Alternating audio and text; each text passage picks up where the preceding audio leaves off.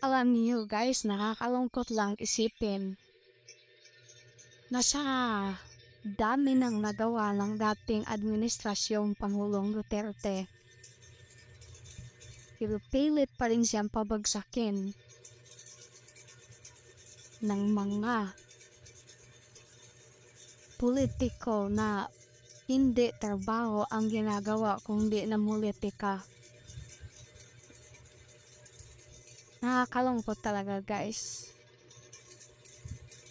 Nakita naman ninyo lahat ng ginawa ng dating Pangulong Duterte sa dami ng mga project na pinagawa niya sa build.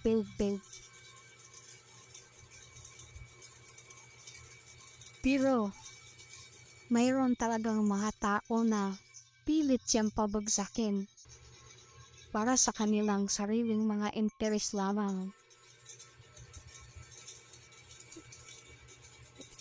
Kay Pangulong Duterte, ang ginawa niya pag malasakit sa taong bayan, gumanda ang buhay ng mga mamayang Pilipino. Pero ano nangyari?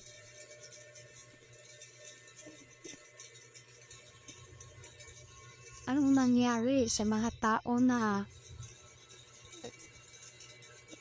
pilit siyang pabagsakin na walang dahilanan?